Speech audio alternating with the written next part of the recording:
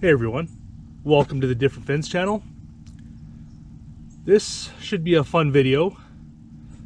I don't typically enjoy product placements in videos, it's not why I watch them, but that's mainly what this one's all about. I got myself a new travel rod. I got a Stik GX2 medium action or medium power, but 4-piece rod, and to me that's kind of exciting. I do love to travel, and I do love finding new travel rods. So in this video I'm going to be unboxing this, setting it up, and seeing what I can catch with it. I did buy this rod rather out of necessity.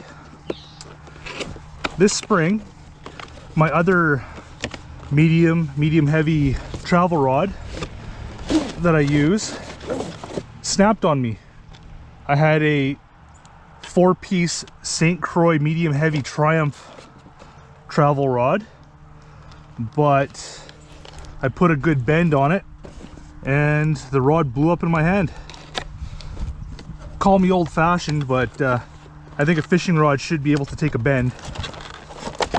Anyway, that's why I went with this ugly stick, because frankly I've never had an ugly stick break.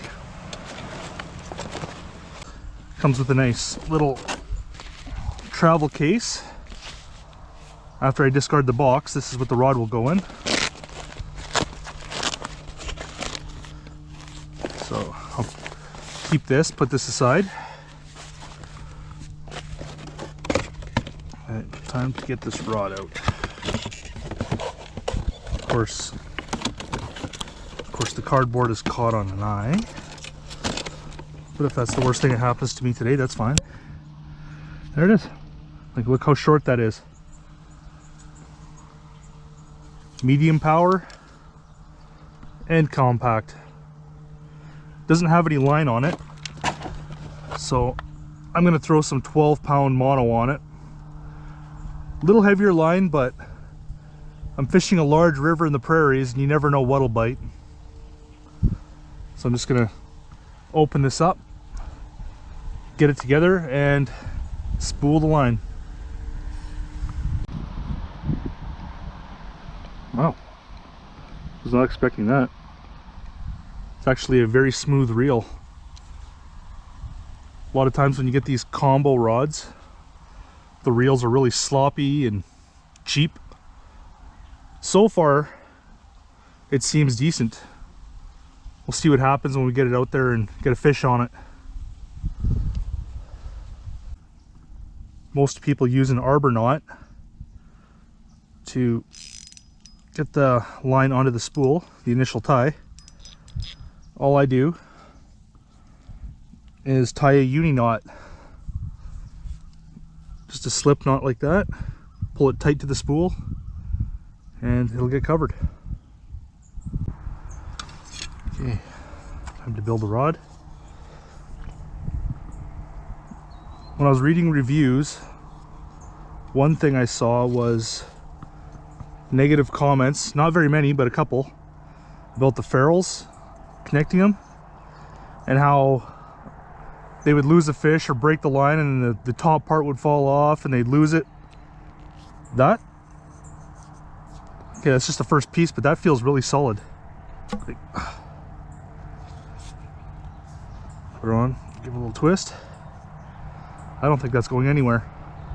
Now for the other two pieces.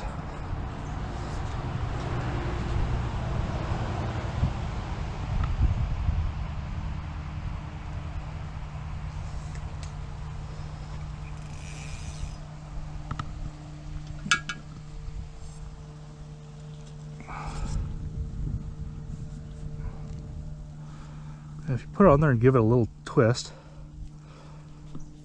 that's solid, that's not going anywhere. And last one.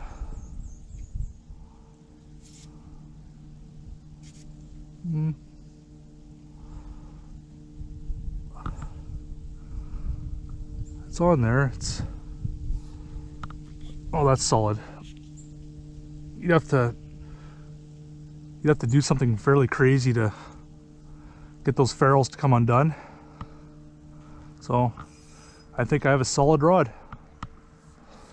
First step, I put a sinker slide with a clip, a large bead to a swivel, because it appears this river is moving at a pretty good clip. There's a lot of current, so I may have to adjust how many sinkers I put on there. And then I'm going to put maybe 12 inches of line from the swivel to a hook, and it's that simple. I'm just soaking night crawlers today, keeping it simple, hoping for a bite. There's our setup. I'm going to start with a 2-ounce triangle weight and a size 4 octopus hook and a night crawler. Let's get that out there.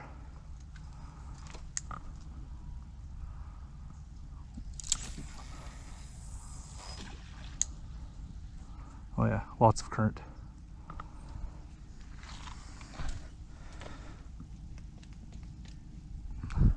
There. That's just the current pulling along the bottom.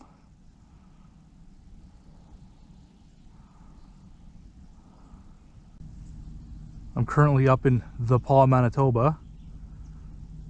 We're only here for 2 full days visiting family, but I figured you gotta get out early in the morning and wet a line in the Saskatchewan River. I like to fish here at least once per year. Never know what you'll get. Taps.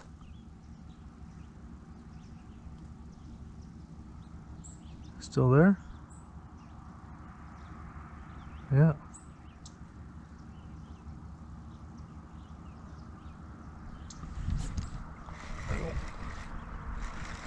Fish on.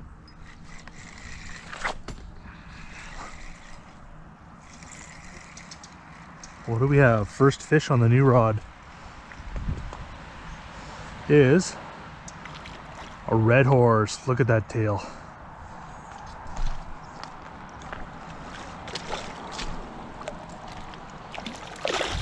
Woo.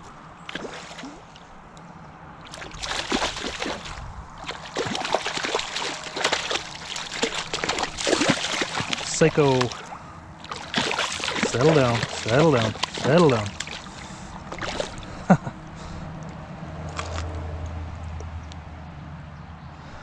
These fish are absolutely beautiful.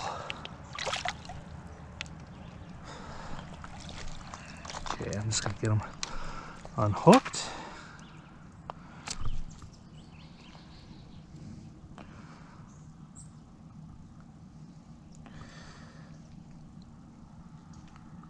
Awkward angle. There you go.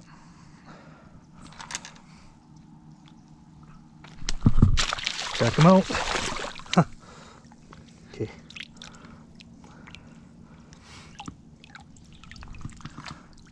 Look at that pretty fish. Those tails are just... Oh, another fish in the water. Those tails are just so beautiful.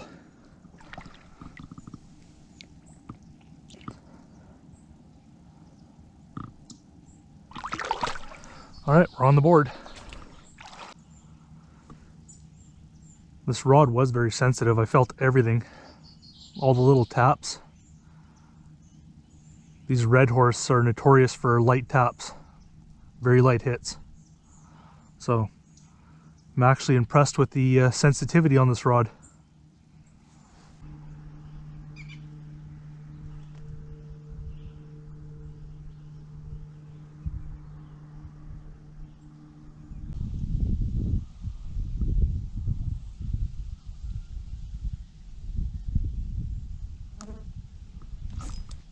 There you go, fish. Oh, these things bite so light. There you go. It's a little decent. It's fighting good, whatever it is. Oh, we got a walleye. Nice to switch it up.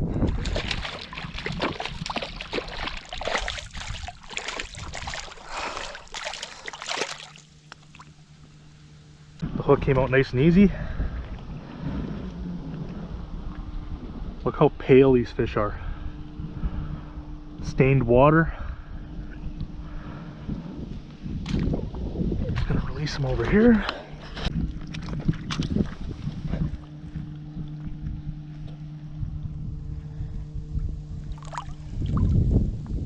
There he goes. It's 2 fish on the board now. This rod does seem to have a pretty decent backbone, which is good for setting hooks.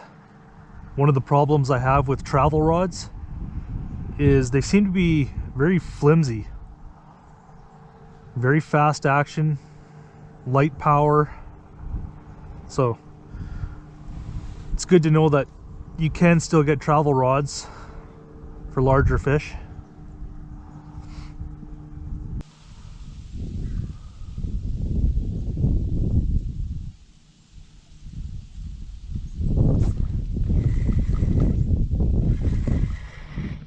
Was there a fish on? I think so. Yep, fish. Looks like another red horse. Yep, back to the red horse.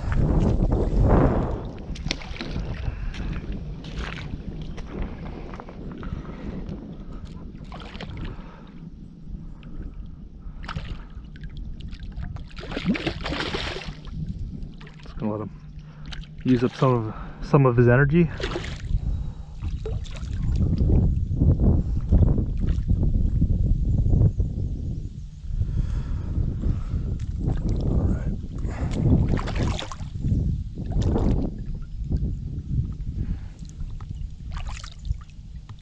There we go.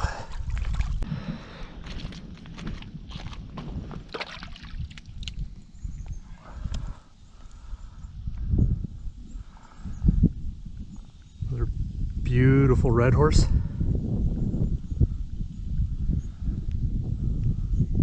Just love these fish.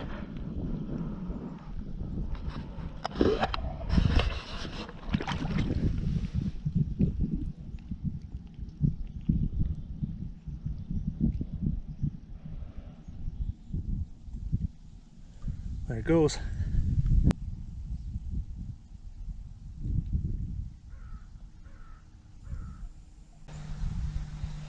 Well, folks, my limited time here is up.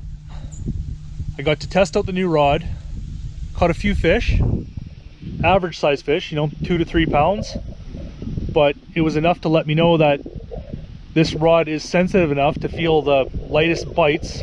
These red horse hit very lightly, and it has enough backbone for a good hook set, so it can manage a lot bigger fish.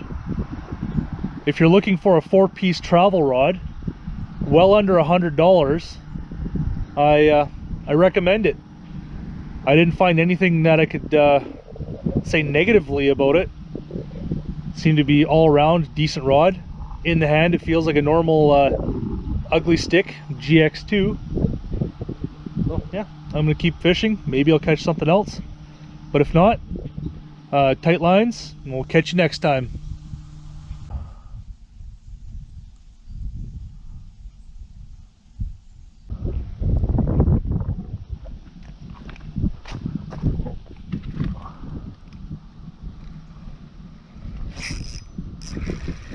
There we go.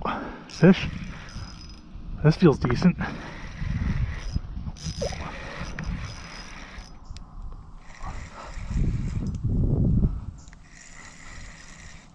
Big red horse, maybe? Yeah. Another red horse. Just a larger one.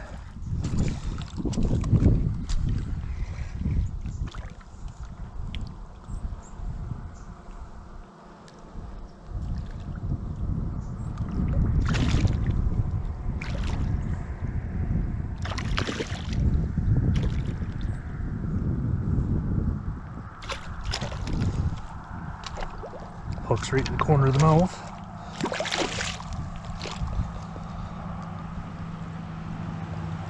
Which is good.